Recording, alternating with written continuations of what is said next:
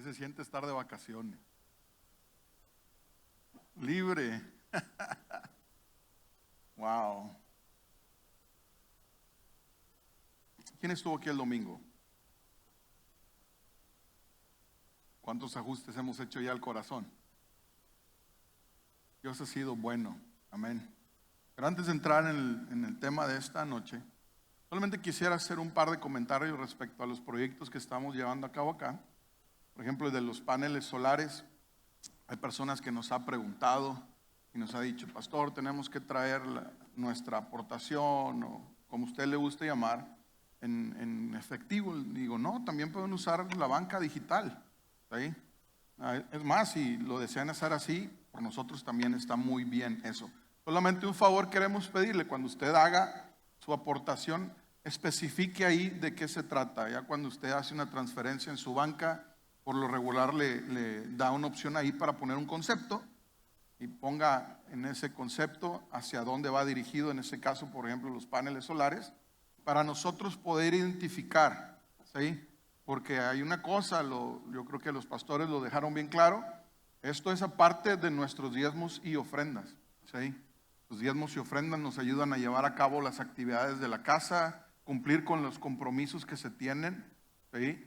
Y esta aportación, este donativo, es aparte de todo eso. Por favor, así que solamente háganos saber que va dirigido a esa parte, a ese rubro, y vamos a estar todos bien contentos cuando ya tengamos esos paneles instalados y ya la luz venga el recibo donde no le demos nada a nadie. Amén.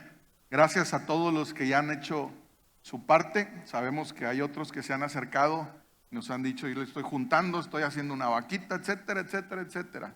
Pero todos juntos vamos a lograr esto. Amén. Y también vamos a ser parte del evangelismo. Esa idea de los nuevos folletitos, volantitos, está excelente. Y es bien práctico. El domingo mi esposa y yo andábamos en unos mandados y llegamos a un súper, no le voy a decir cuál, pero aprovechamos la oportunidad y ahí en las puertas nada más dejábamos el volantito, y se ve bien cura, se ve bien bonito. Y estos nuevos que traen esos stickers de me gusta y el changuito así tapándose los ojos. Pero tome oportunidad, amén. Y vamos a ser de bendición para muchos que hoy en día no conocen a nuestro Señor Jesús. Y bueno, hoy quiero hablarle de un tema muy, muy importante. Quiero hablarle acerca de lo que está sucediendo esta semana, que conocemos como la Semana Santa o la Semana Mayor. Yo quiero hablarle del plan perfecto. Así me lo dio el Señor, el plan perfecto. Para poder meditar un poco lo que en aquellos días, en estos tiempos, o en esta semana que se dedica para recordar, para meditar en todo lo que sucedió, como usted puede ver en la imagen, ¿verdad? Entender un poquito más e ir un poquito más allá en la palabra, porque es increíble cuántas cosas sucedieron en 7 días. El otro día veía una publicación que decía tantas cosas que sucedieron en 7 días, y es en realidad lo que sucedió.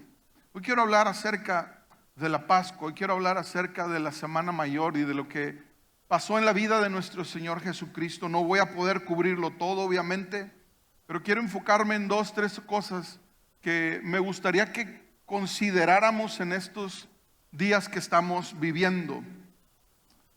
Les recuerdo, hablábamos de cómo el Señor establece tiempos en la historia de la humanidad, y yo creo que este es el tiempo más importante en el que Dios invadió nuestro tiempo, como le llamamos, horizontal, en el minutos, segundos, horas, días, meses, etcétera, para dejar una marca en la historia, dejar un tiempo que todos los humanos en algún momento vamos a pronunciar desde nuestros labios, el antes y el después de nuestro Señor Jesucristo.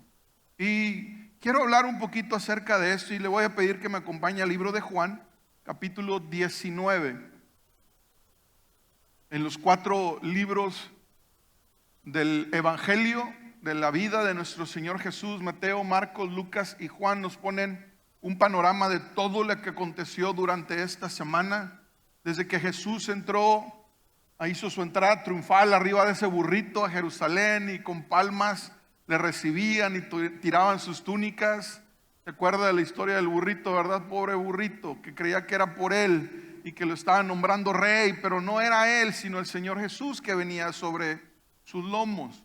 Cómo entró al templo, cómo volteó las mesas, cómo enseñaba y cómo su mensaje, sus verdades estaban llegando a lo profundo de corazones que estaban entendiendo lo que estaba sucediendo, pero también a la vez de hombres que creían tener la razón siempre y que conocían lo que en aquel tiempo era la ley, la Torá, la verdad, la palabra de lo que Dios estaba hablando a los hombres y había dispuesto para que se cumpliera. Y esa actitud de yo lo sé todo, tú no me vas a venir a enseñar nada, tú nada más eres un impostor, y todo lo que le decían a Jesús cuando Él estaba acá entre nosotros en la tierra, todo lo que ocasionó, podría llamarle yo incluso esta revolución. Porque usted y yo tenemos que tener claro una cosa: hasta este año las cosas transcurrían de manera aparentemente normal.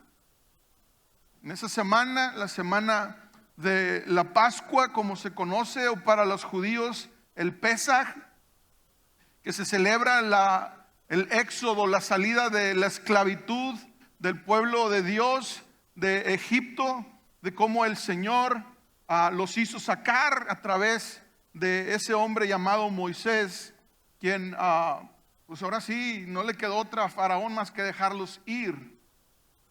Y es en ese entonces cuando se establece esto que nosotros ahora conocemos como Pascua. Salieron corriendo, salieron huyendo cuando Faraón los dejó salir. Ahorita voy a ir a la escritura, pero salieron corriendo, huyendo hacia su libertad. Y al salir hay algo que marca esa parte de su vida y que hasta el día de hoy el pueblo judío celebra y lo hace de cierta forma. Y es que al salir tuvieron que huir. Tiene que ser ahorita, les dijo Moisés, y los sacó sin previo aviso ni una hora de salida. Simplemente dijo: agarren sus cosas que nos vamos. Y algo que marcó es que tuvieron que salir, y esa masa que ellos hacían para hacer su pan no había terminado de leudar, no había terminado de crecer, no tenía levadura. Y eso es algo que marca este tiempo de la Pascua. Tuvieron que salir con esa masa sin fermentar y cocerla de esa manera para poder comer. Y marca ese ritual, esa cena ritual que el Señor establece para recordar lo que sucedió en esa victoria, en esa liberación del pueblo hacia su libertad, como lo menciono. Y muchas cosas que sucedieron, pero hoy quiero centrarme en la Pascua, en ese tiempo que Dios ha establecido. Y en Juan capítulo 19, empezando en el verso 16, dice la escritura: entonces Pilato les entregó a Jesús para que lo crucificaran.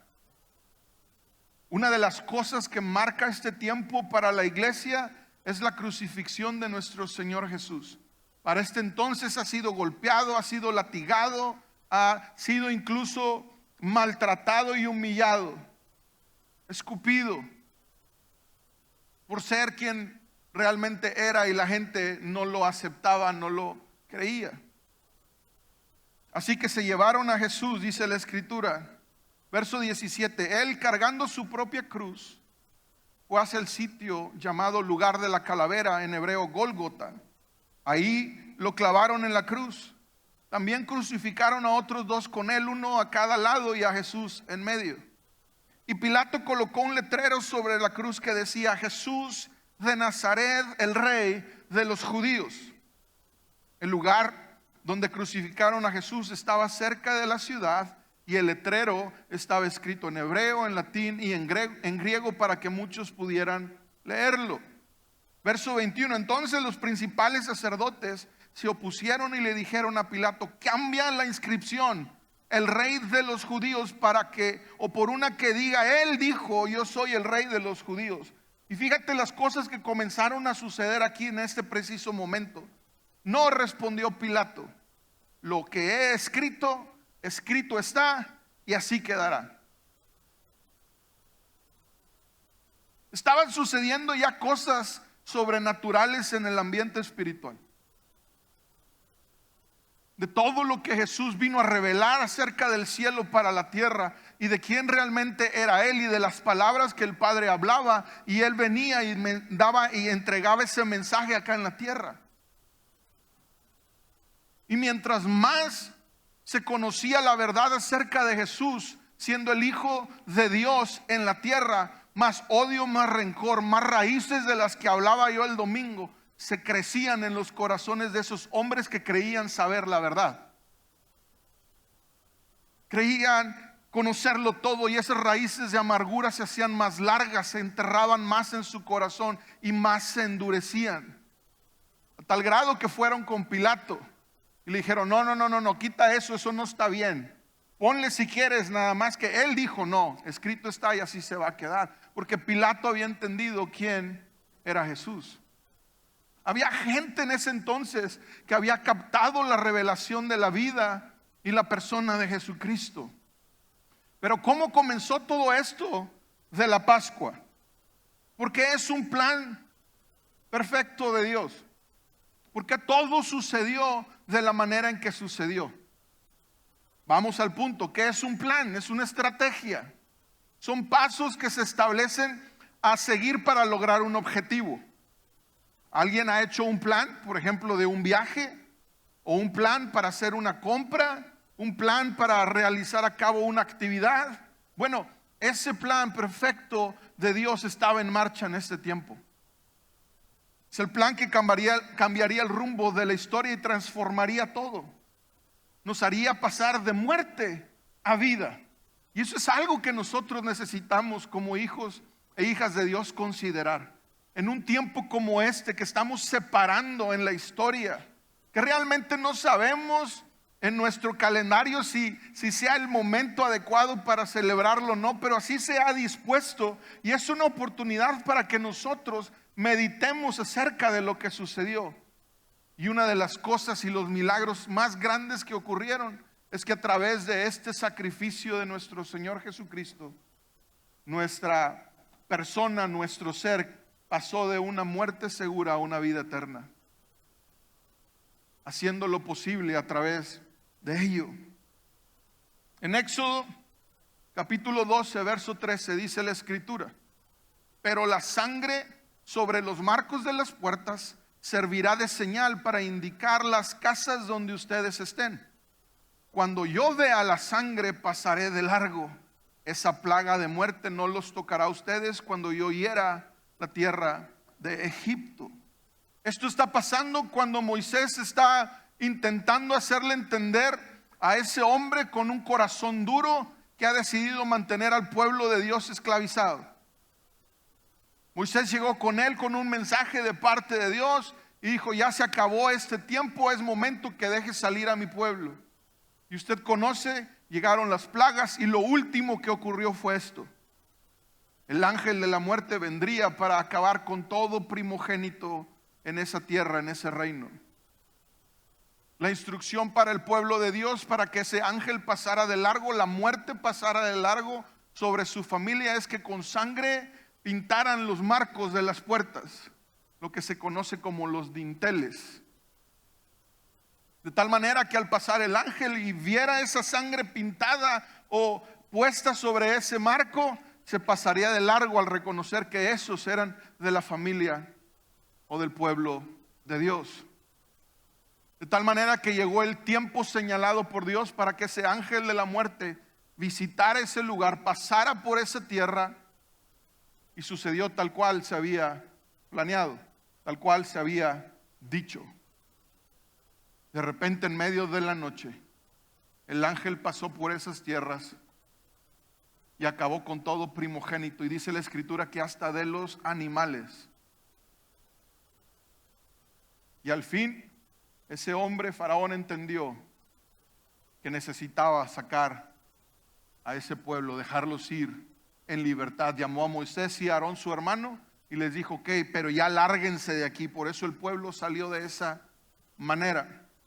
La primera carta a los Corintios, capítulo 5, verso 7, dice la palabra: desháganse de la vieja levadura, quitando a ese perverso de entre ustedes.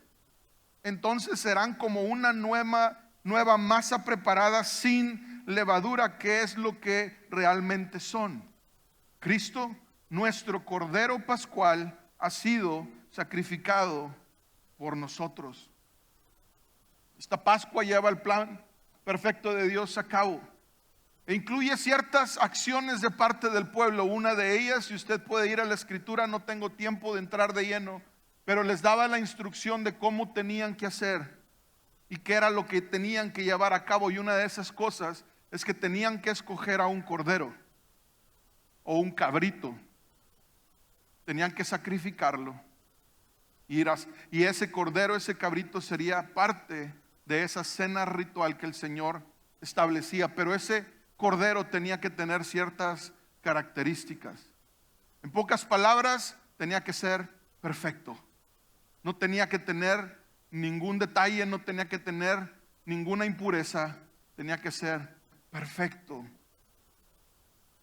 Y esa historia marca un antes y un después para nosotros. En esta historia el cordero es el centro de la Pascua. Éxodo 12 del 1 al 5 dice: mientras los israelitas todavía estaban en la tierra de Egipto, el Señor dio las siguientes instrucciones a Moisés y Aarón. A partir de ahora, les dijo el Señor, este mes será el primer mes del año para ustedes.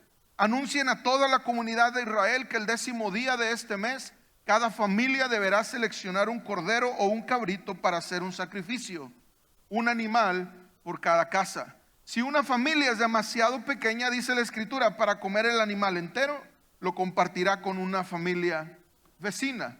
Dividan el animal según el tamaño de cada familia y la cantidad que cada uno puede o pueda comer. El animal seleccionado deberá ser un macho de oveja o de cabra de 1 año y que no tenga ningún defecto. Desde este momento, la palabra y la Escritura estaba apuntando todo hacia la vida de nuestro Señor Jesucristo, el Cordero de Dios que quita el pecado del mundo, un cordero puro, sin mancha, sin defecto, completamente perfecto. Juan 1, 29 al 31 dice: al siguiente día, Juan vio que Jesús se le acercaba y dijo: miren, el Cordero de Dios que quita el pecado del mundo. A él me refería cuando yo decía: después de mí vendrá un hombre que es superior a mí, porque existe desde mucho antes que yo. No lo reconocí como el Mesías, aunque estuve bautizando con agua para que él fuera revelado a Israel. Y me hace mucho ruido las palabras de Juan en esta escritura: no lo reconocí como el Mesías. Él sabía quién era. Su familia y la familia de Jesús eran parientes. Sabían las palabras que el ángel había dicho a María y a José. Sabían cómo había crecido Jesús hasta ese momento de la historia, hasta esos 30 años de vida, cuando al fin Jesús llega al río Jordán, donde está este hombre Juan bautizando, y expresó estas palabras: miren, ahí viene el Cordero de Dios que quita el pecado del mundo. Y la gente alrededor empezaba a conocer el mensaje de la verdad al ver al Señor Jesucristo entre ellos, obrando, haciendo lo que hasta ese momento nadie había podido hacer. Pero desde ese tiempo de Moisés, no quiero decir ritual, pero la celebración de la Pascua se llevaba a cabo en cada familia del pueblo de Dios. Se llevaba a cabo cada año como algo establecido por Dios, de tal manera que también vemos en un punto de la historia a nuestro Señor Jesucristo con sus discípulos sentados a la mesa para tomar lo que nosotros ahora conocemos como la comunión o la Santa Cena. Nosotros participamos del pan, participamos del vino, en realidad acá usamos jugo de uva. Me causa mucha gracia que a veces dice el pastor en algunos lugares No ha habido jugo de uva, pero ha habido Coca-Cola. Y lo importante es que hagamos esto en memoria de Él. Alguien alguna vez dijo, ¿y por qué no usamos vino? Por obvias razones. Porque no estamos aquí para los elementos, sino para recordar el sacrificio que hizo el Señor Jesucristo. El domingo vamos a participar de ella. Mi consejo es no faltes, porque hay cosas que suceden de parte de Dios para nosotros cuando nosotros llevamos a cabo ese momento de compartir esta santa cena. Ahora, Jesús cumple con todo perfectamente con lo que señala la figura de la Pascua. Jesús es una persona que no conoció pecado, es una persona que fue sacrificado y es una persona que derramó su sangre como estaba escrito. Entendamos una cosa, en el antiguo pacto estos sacrificios se hacían con animales y la sangre de esos animales se derramaba para la remisión de los pecados. Eso quería decir que esa sangre derramada en el altar delante de Dios para ellos cubría el pecado que habían llevado a cabo el último año de su vida. Al llegar este tiempo de la Pascua iban y ofrecían el sacrificio para recibir la remisión de sus pecados. Hebreos, como lo he platicado antes, capítulo 9, dice que Jesús, hablando con el Padre, está diciendo, todos esos sacrificios, papá, no te agradaron. Y si se pregunta por qué, pues era muy lógico saber por qué. Porque la gente al momento de hacer el sacrificio, al instante, ya estaban saliendo de ese lugar para llevar una vida que no le agradaba a Dios. Pero esa sangre de animales solamente cubría el pecado. Me encanta el ejemplo que el pastor nos ha enseñado. Porque si usted iba y levantaba ahí, el pecado todavía seguía. Sin embargo, cuando Jesús vino, todo cambió. Y cambió para favor nuestro. Porque la sangre que fue derramada de su cuerpo no cubría el pecado. Ahora lo lavaba, lo quitaba por completo. De tal manera que no había nada entre Dios y la humanidad ahora, sino un corazón limpio. Una vida santa, pura para nuestro Dios a través del sacrificio y el derramamiento de la sangre de nuestro Señor Jesucristo. Cumplió con todas esas características. Y no fue un accidente, mi hermano. Fue un plan divino. Fue un plan perfecto. Primera carta de Pedro 1, 18 y 19 dice, pues ustedes saben que Dios pagó un rescate para salvarlos de la vida vacía que heredaron de sus antepasados.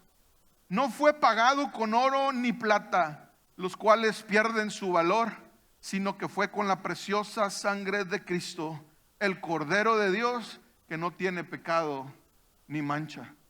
El precio por nuestros pecados en un tiempo como este fue pagado por el Cordero de Dios. Fue pagado por la sangre preciosa de Jesucristo, nuestro Señor. Ahora, este plan sí involucraba sangre. Estaba establecido, como le digo, en el antiguo pacto, que era por derramamiento de sangre y no podía ser cambiado. Tenía que haber derramamiento de sangre nuevamente para el perdón.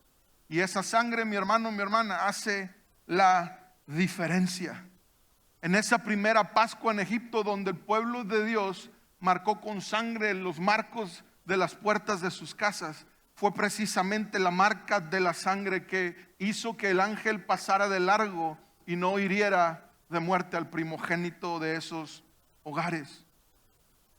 Hoy en día es la sangre del Cordero de Dios, la sangre de Jesucristo que nos ha marcado, que nos ha limpiado, la que hace posible que esa muerte pase de largo por nosotros y no nos hiera y no nos haga ningún mal.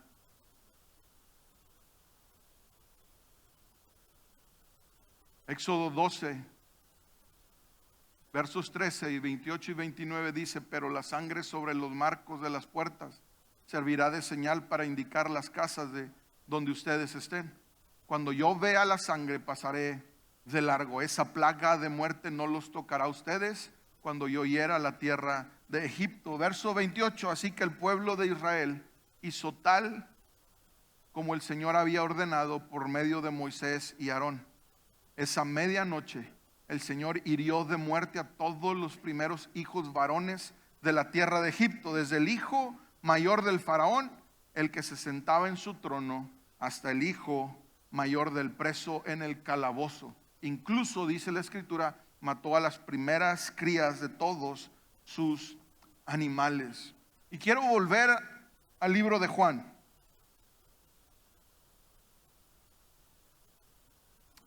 A ese capítulo 19, donde nos relata lo que está sucediendo ahora. Ese día viernes, que hasta para nosotros señalamos como el Viernes Santo. Jesús ha cargado su cruz por un tiempo. Las fuerzas le faltan y agarran a un hombre en el camino que le ayudara a cargar esa cruz hasta ese monte de la calavera o el Gólgota, como hemos leído. Los soldados, dice aquí la Escritura en el verso 23 de Juan capítulo 19, una vez que terminaron de crucificarlo, los soldados tomaron la ropa de Jesús y la dividieron en 4 partes, una para cada uno de ellos. También tomaron la túnica, la cual no tenía costura y había sido tejida de arriba abajo en una sola pieza. ¿Sabe qué es lo que dice esto? Que Jesús era un hombre bendecido. No era un hombre pobre. No es como muchas veces nos lo han querido pintar a través de usar el término humilde para referir a pobreza.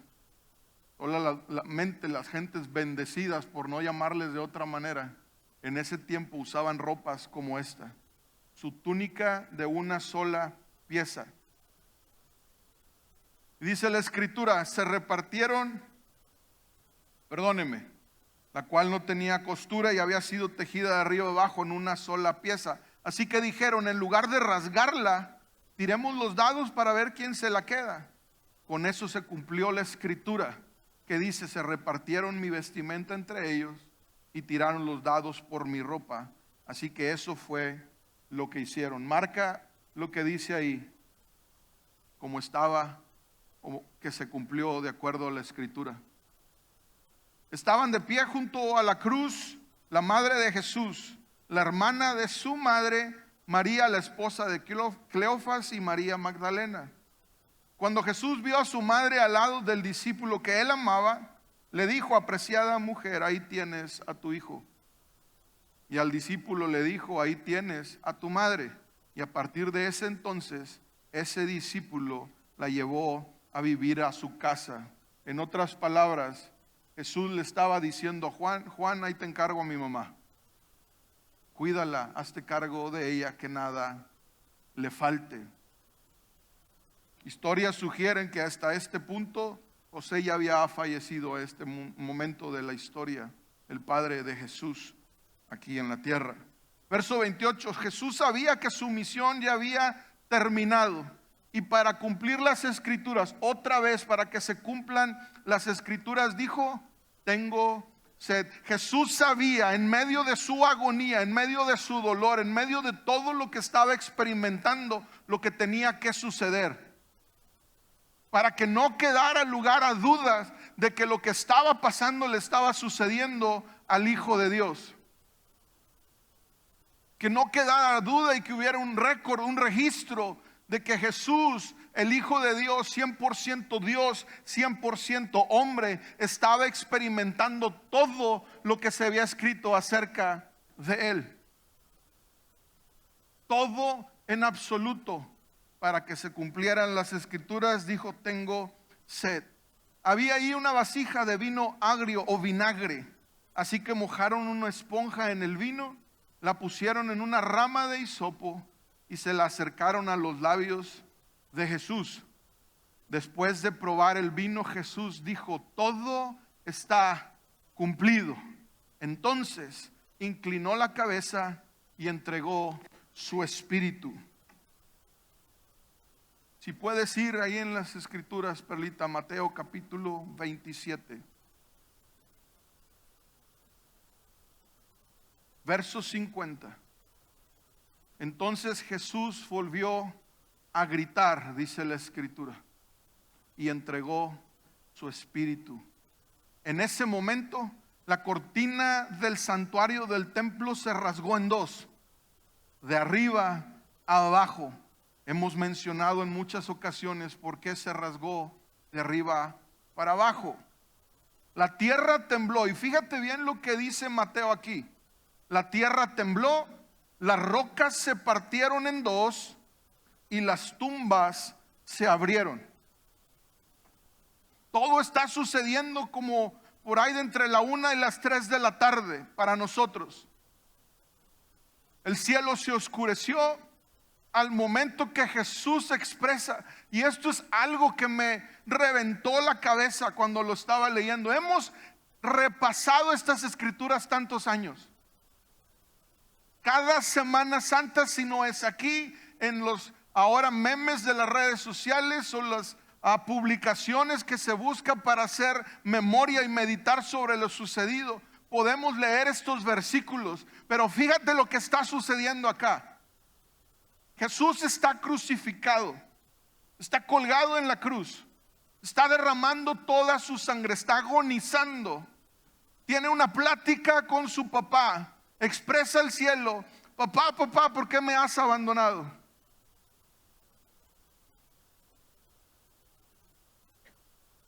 El peso de todo el pecado de la humanidad anterior a ese momento y en todo este futuro que ha sucedido y el que vendrá, el peso de todo el pecado vino sobre él. En otras palabras, Jesús cargó en sí todo el pecado, de tal manera que sabemos que el pecado es lo que nos separa de Dios. De tal manera que incluso Jesús experimentó en su propia vida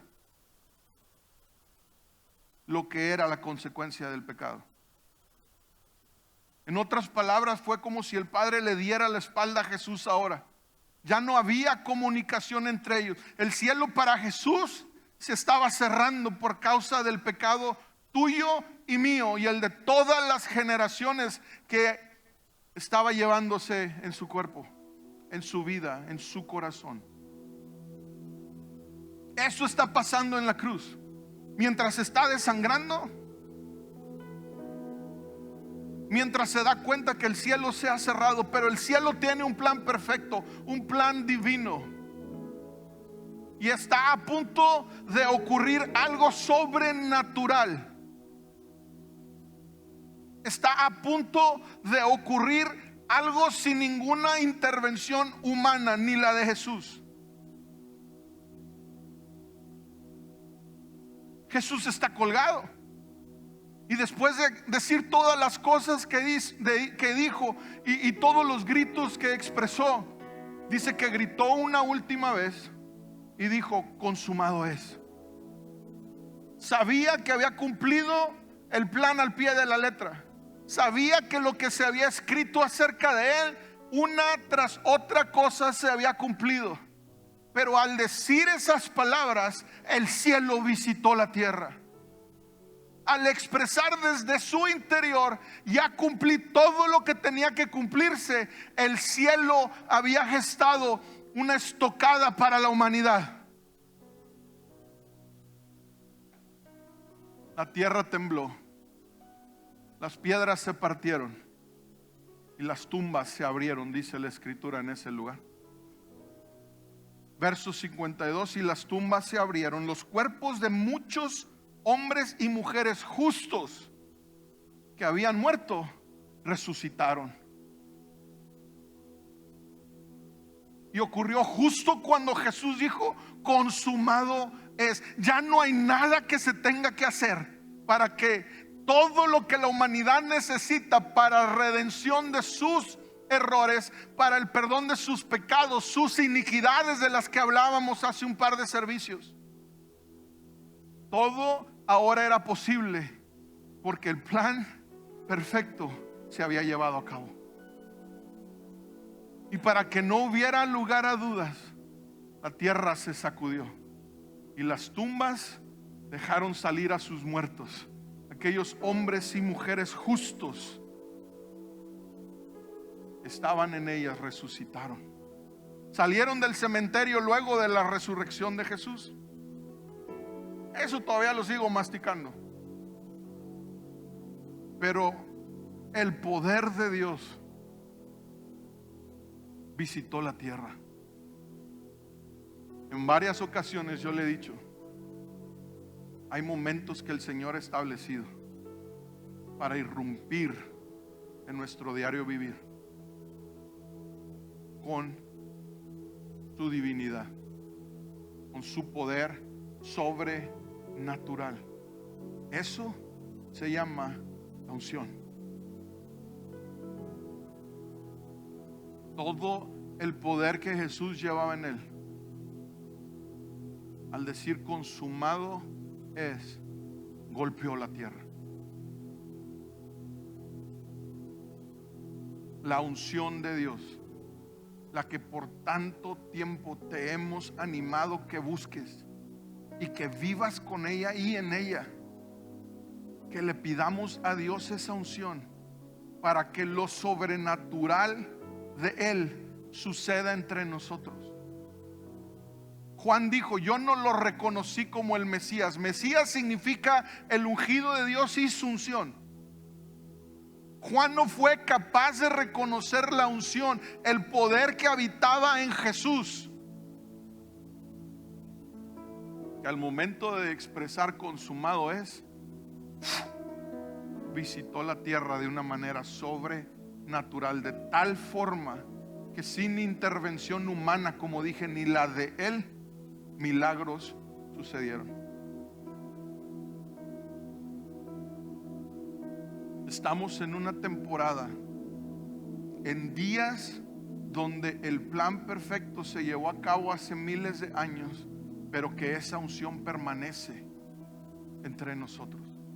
Ese poder sigue para aquellos que lo desean disponible, para aquellos que lo buscamos, para aquellos que lo anhelamos.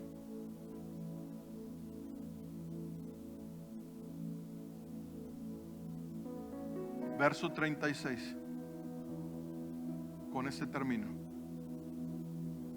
Esas cosas sucedieron para que se cumplieran las escrituras que dicen, ni uno de sus huesos será quebrado, y mirarán al que atravesaron. En contexto, a los dos que estaban crucificados al lado cada uno de Jesús, les tuvieron que romper las piernas para que no se pudieran sostener y el peso los sofocara. Pero dice la escritura que cuando los soldados llegaron a ver a Jesús, él ya había muerto.